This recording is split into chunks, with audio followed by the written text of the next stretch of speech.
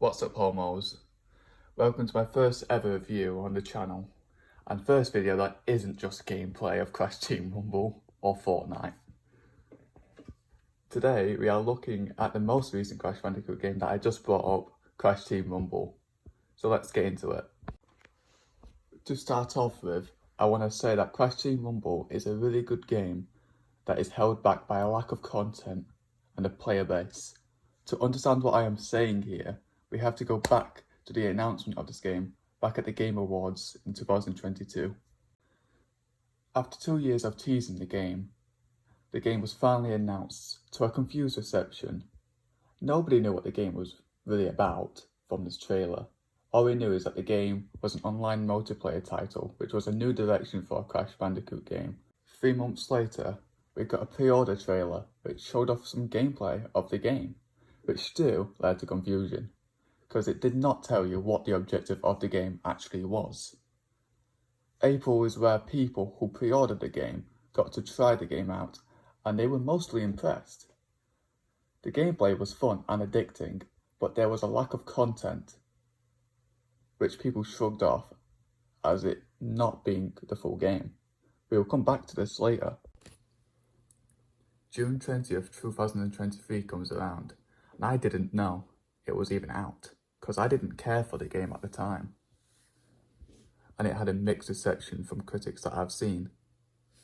People enjoyed the game, but there was one key issue: lack of game modes. There was only one game mode at the time, which is fun, mind you, but it got stale after a bit, which is making the player base quickly decline. Another big issue is that on top of the £25 price tag, you had to pay for PS Plus or Game Pass, which turned people away from the game. This brings me to the free-to-play topic, which I feel mixed on, because with it being Activision owning Toys for Bob, we would probably have to pay for every new character in the game, which would suck, but the game is going in a battle pass system which includes microtransactions, which can't be avoided with Activision. We're probably pretty far into the video by now, and all I've been waffling about is the history and the issues of the game, which may have bored you, which I apologise for, but I needed to get all that out of the way and move on to the gameplay. You have 3 different classes in the game. Scorer, which can hold the most Wumpa Fruit, and is obviously the best to score with. Blocker, whose sole purpose is to be a thorn in your backside by stopping you from getting the gem pad boost or scoring. Then finally, we have boosters, who are best for collecting relics and getting the gem boosts for the team. This sounds super boring to do, but playing it is so fun and addicting. In my opinion, every character feels unique to play as, and you can tell that Toys for Bob poured love into this game. The game manages to fit Crash's platforming into a fun multiplayer title. And here comes more of my complaining. I know I've already done a lot of complaining in this section of the video, but there's a lot wrong with this game.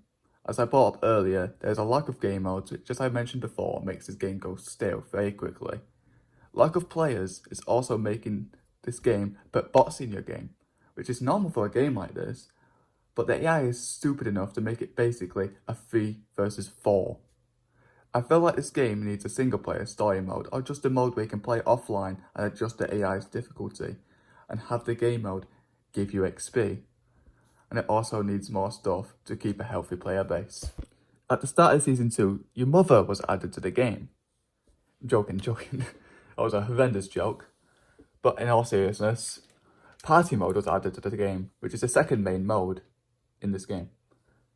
You get to play in multiple unique minigames like Speedrun, What's Cooking, Get Lit, Dig It, and Bounce Balloons.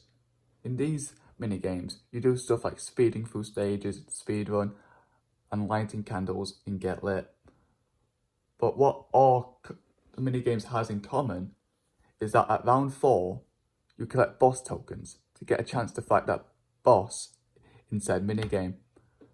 Some are fun, like the Get Lit boss and Speedrun boss, but some are annoying, like the Volcano boss in Dig It and the Wumpa Bat boss in What's Cooking. To finish this short little section on party mode on this review, I want to bring back to the point of the lack of player base. Whenever I play this mode, I can hardly find a lobby, and when I do, I'm either waiting for one person to join or 2, which takes forever. And what makes this not so worth it is that the mode gives you significantly less XP than competitive, which is why I think that mode is almost dead. Well, this video was being scripted at first. This was during when the event for Engine being added to the game. This will bring me to the point of the event system. The event battle passes only give you 7 days to collect 6 items a day. If you miss a single day or a few, you might not be able to get everything. And let's not forget the fact that the game said it reset the daily items every 8 hours, when it actually was every 24 hours. As many flaws as this game has, I think this game is a really fun game, that which I love, but is declining in player base fast, and quickly is needing more content. I cannot say this game lasting a year, which pains me to say, because this game is a lot of fun to play, especially with your friends. Also, a little side tangent here. I have all the achievements in this game. They're quite easy to get if you have the time. I recommend going for them.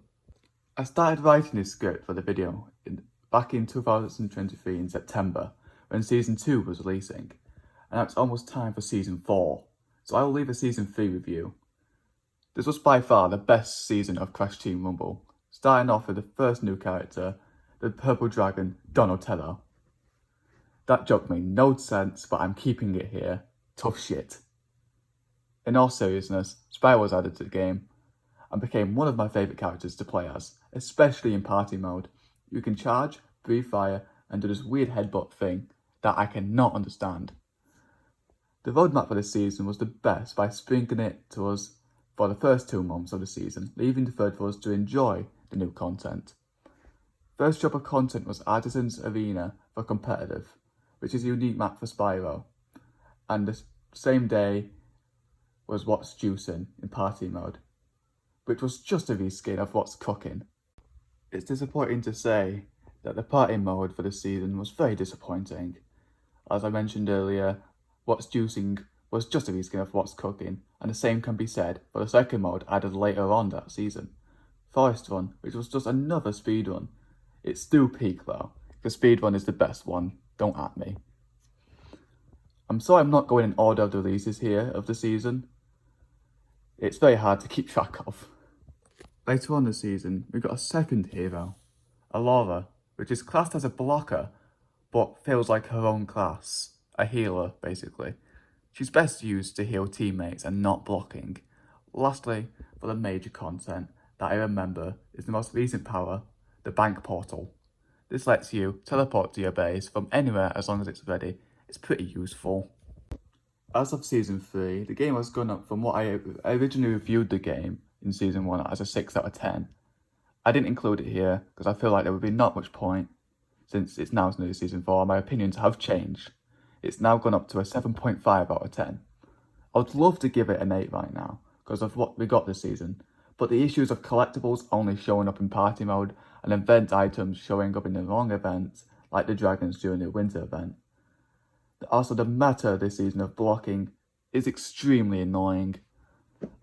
And most games, I'm just getting chased by the entire enemy team. And that's a skill issue for me, but I'm going to leave that in here because it's a little side tangent I want to bring up.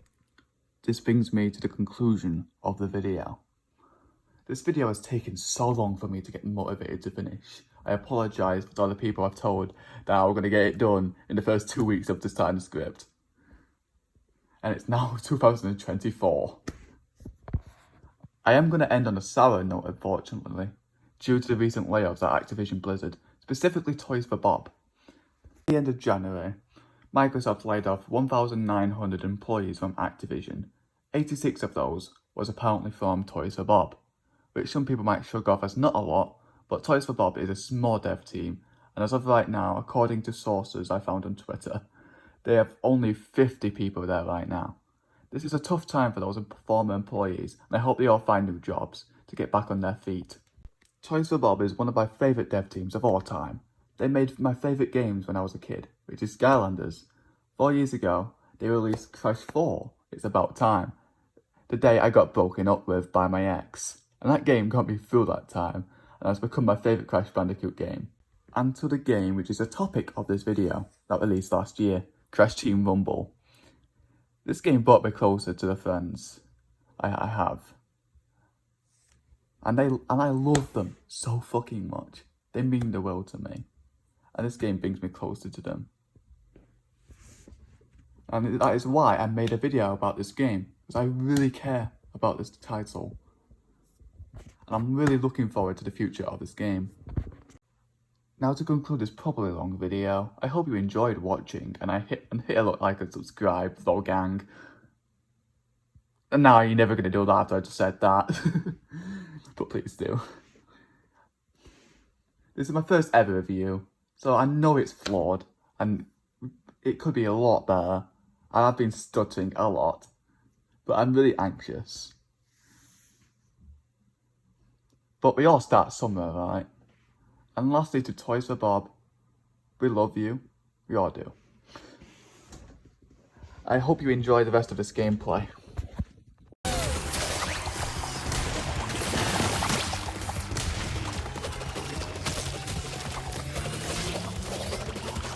Your team extends a big lead.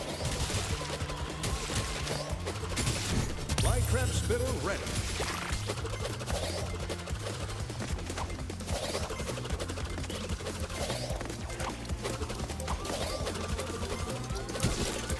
Your team boost expired.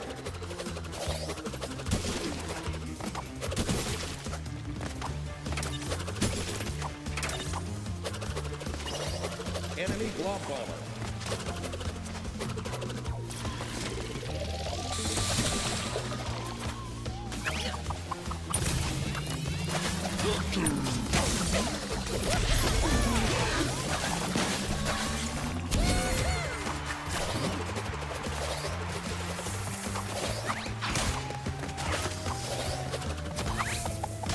That should be illegal.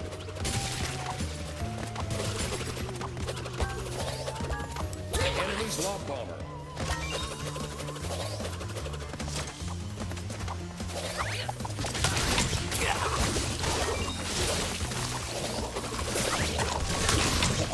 A moment of silence. Your team boosted.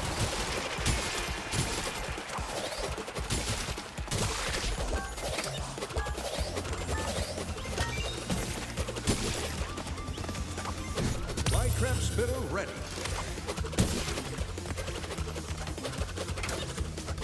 Ally team super boosted.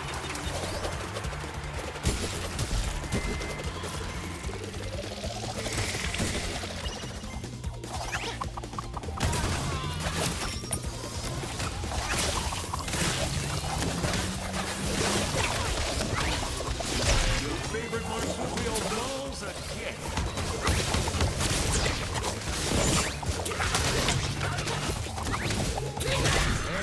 And lights off for them.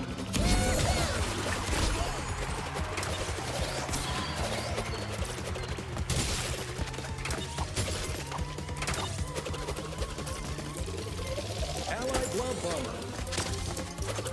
Your team boost expired.